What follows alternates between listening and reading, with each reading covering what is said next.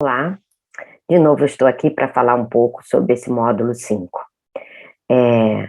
Espero que no decorrer desse curso a gente possa estar desenvolvendo melhor algumas questões práticas e que façam todo sentido para vocês. Vamos falar agora, nesse momento, um pouco sobre o impacto da dor no aspecto social e espiritual das pessoas que sofrem com dor.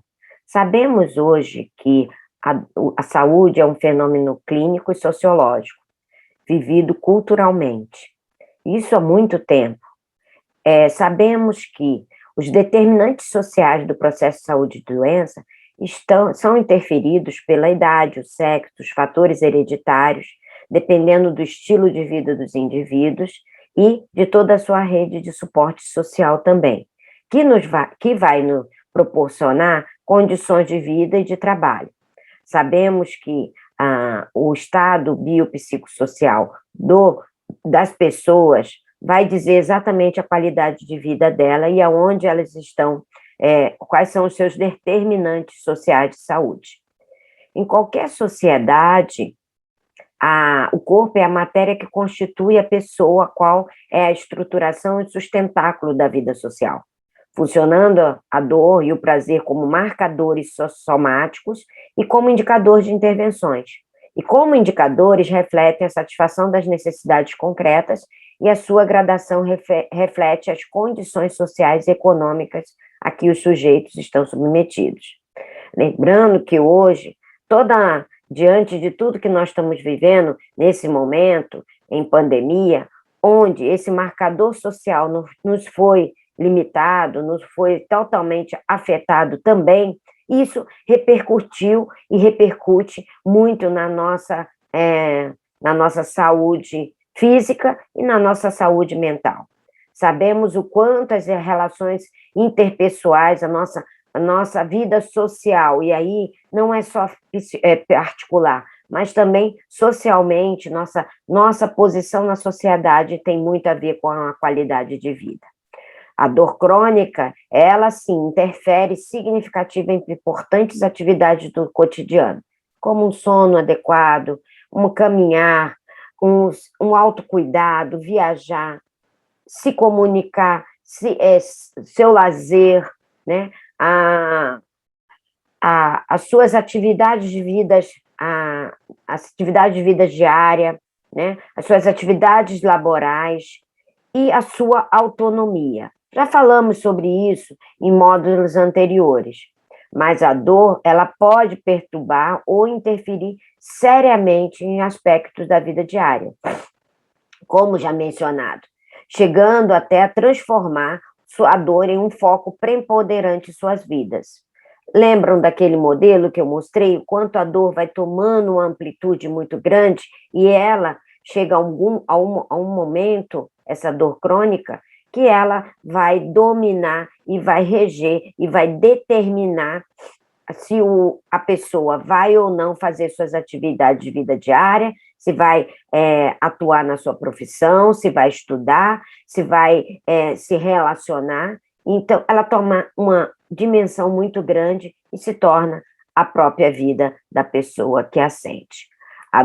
Uma pessoa com dor crônica, ela pode demonstrar irritabilidade com isso, a insônia, uma depressão mental, preocupação, estresse, desinteresse pelas atividades diárias. E ainda, como já vimos em outros módulos, há alterações psicológicas que vão afetar o seu cotidiano e as suas relações sociais. Sabemos que, diante da dor, as pessoas se comportam de maneiras bastante interessantes, e isso já foi demonstrado cientificamente. Marx, em 2011, descreveu que nas dores crônicas nós teríamos 4 fases. Primeira fase, muitas vezes, essa fase, se vocês se lembrarem ou se recordar, muito próxima às fases do luto, das perdas, porque sim, a dor vai impondo perdas nas pessoas, nos indivíduos. E ele descreve que a fase 1 seria aquele comportamento de negação, a busca incessante por tratamento, a vulnerabilidade ao charlatanismo e métodos mágicos e não convencionais.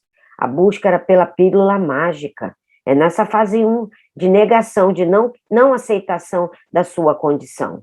A fase 2 é uma fase mais hostil, agressiva, né? Muito caracterizada, em alguns momentos, por abusos medicamentosos. É aquela fase onde, por não aceitar a sua condição, a pessoa que sente dor se torna um pouco agressiva, né? Irredutível, resistente, né? Com dificuldade de entender e captar e discernir e aceitar a sua condição.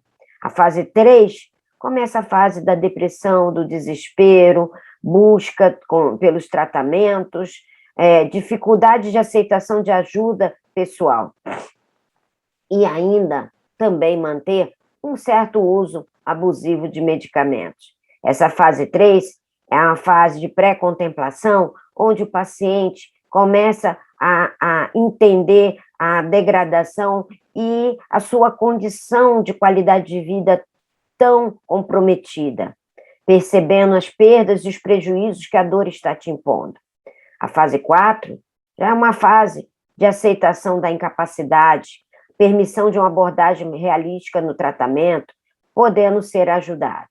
Muitas vezes, alguns pacientes que vocês conhecem não vão chegar na fase 4, e cada fase dessa leva o tempo necessário de cada um, tudo no seu tempo. Essa fase 4 de aceitação da sua limitação, da sua condição, da sua doença, que é a dor crônica, vai fazer toda a diferença para que ele mude o mindset e realmente aceite a sua condição, a sua limitação, a necessidade da mudança e que, muitas vezes, ele pode, sim, ter uma qualidade de vida, mesmo com dor, e tocar a sua vida, ressignificar. Então, essa fase 4 é uma fase que, muitas vezes, apresenta de maneira em que a aceitação da incapacidade pode gerar uma acomodação, uma entrega, né? Uma fragilidade intensa, podendo piorar quadros psicoemocionais, mas também é um momento em que o profissional de saúde pode, né, aproveitar dessa fase para ajudar realmente e fazer com que a pessoa busque recursos internos de enfrentamento para lidar com a sua doença, que é a dor crônica, e assim viver de uma maneira mais saudável e positiva possível.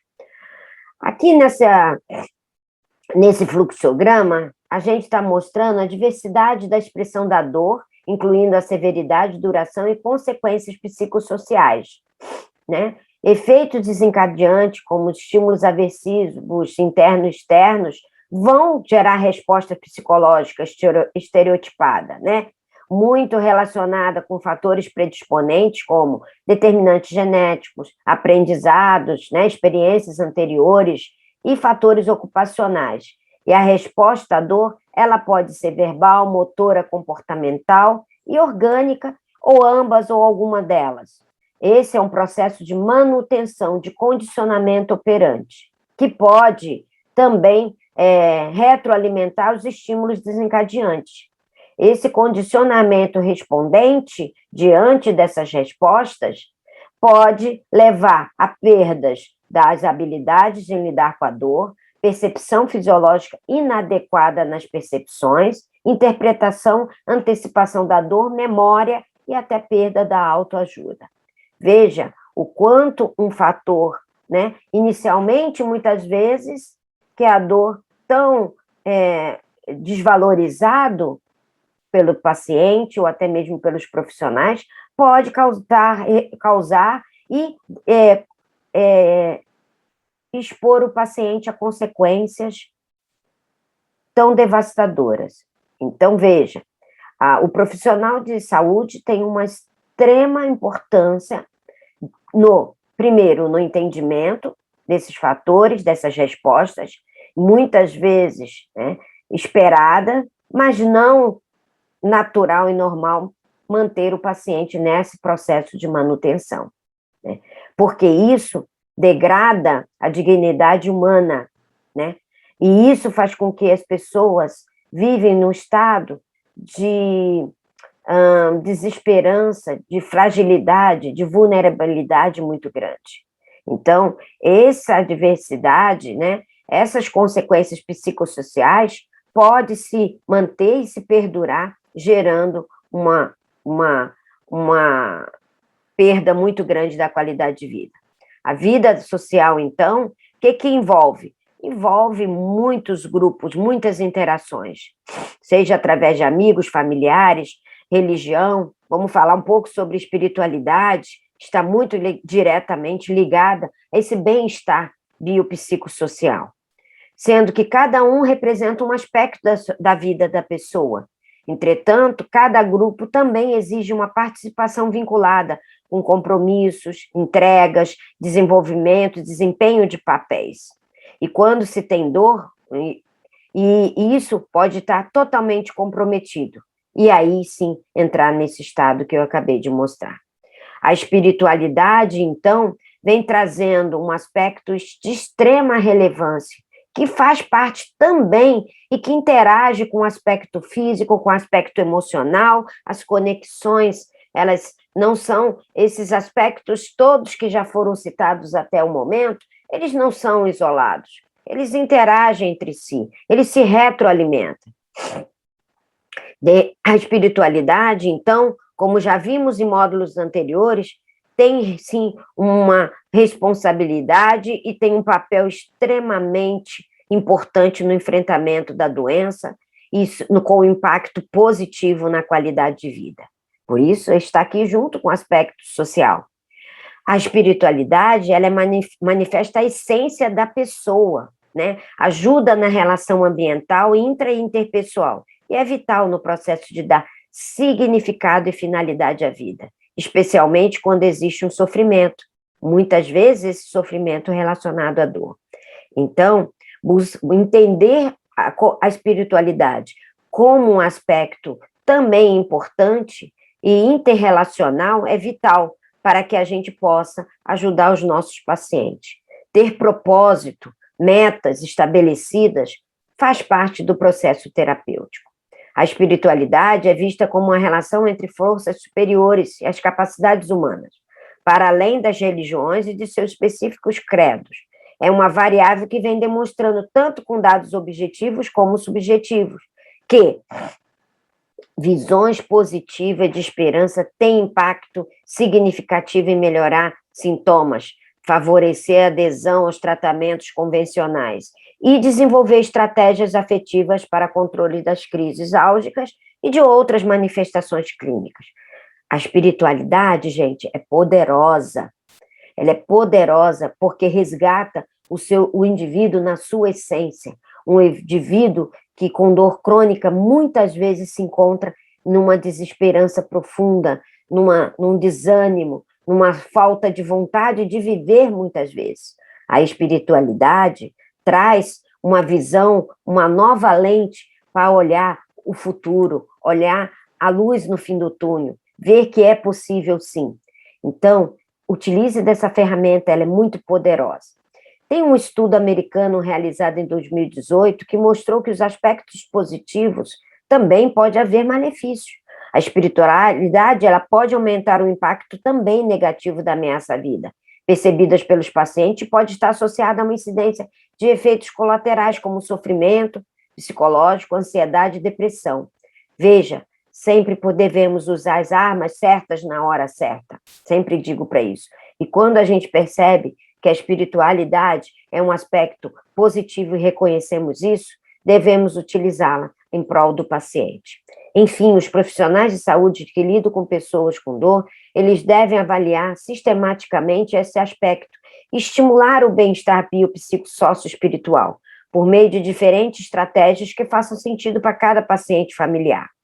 Sejam por práticas religiosas, meditação, vamos falar sobre isso mais adiante nos próximos módulos, exercícios físicos também, filosofia de vida, grupos de autoajuda, entre outros, o tratamento centrado no paciente e baseado o quê? Nas suas preferências. Não é na nossa preferência do profissional de saúde, na preferência do paciente, aquilo que faz sentido para ele. Então, isso é uma frase que eu sempre carrego e sempre vou estar falando aqui, ou nos meus pacientes e nas minhas unidades de atendimento. Tudo precisa fazer sentido. A educação, ela é a base para que tudo isso a gente possa compartilhar com o nosso paciente. Lembrando que o ser humano, ele é um ser de relação. É um ser que, diante de um estado de adoecimento, como no caso a dor, ele se manifesta e demanda de diversas necessidades. E a espiritualidade, ela vem contemplando e ajudando o paciente a ser acolhido, a ter um entendimento das suas metas, do seu propósito, da sua filosofia de vida, trabalha com as suas crenças, né? Age identificando as formas de enfrentamento e como lidar com esse sofrimento, reconhecendo essa, sim, a espiritualidade como uma necessidade e um complemento. Veja, o profissional de saúde, seja ele médico, enfermagem, seja ele um psicólogo, um fisioterapeuta, qualquer profissional de saúde tem um papel importante e não deve desmerecer a espiritualidade como uma ferramenta extremamente útil para lidar com nossos pacientes, muitas vezes tão vulneráveis. A enfermagem, que atua diretamente com os pacientes, ela está envolvida em todo esse cuidado espiritual, sem dúvida nenhuma, exercendo ações que resultam em melhor qualidade de vida do paciente. Veja, tudo isso só faz a gente entender que a espiritualidade é um fator extremamente importante. O aspecto social, e hoje nós vivemos isso, temos plena convicção de que isso faz toda a diferença na vida da gente. Nós não temos, talvez, dor crônica, mas diante de uma dor crônica e a imposição do impacto da atividade social impedindo os nossos relacionamentos, imposto pela dor crônica, imposto pela pandemia, que é o momento que vivemos atualmente, isso sim tem prejudicado imensamente a nossa saúde mental e a nossa qualidade de vida. Então, eu tenho certeza que, a partir desses módulos onde abordamos todos esses aspectos, a sua posição, a sua atitude e a sua postura frente ao paciente com dor crônica vai ser totalmente diferente. Eu espero e agradeço pelo tempo e pela dedicação aqui no meu curso. A ideia é tornar você um profissional com excelência, um profissional com expertise para lidar para esse fenômeno tão complexo que é a dor. Muito obrigada e até o próximo módulo.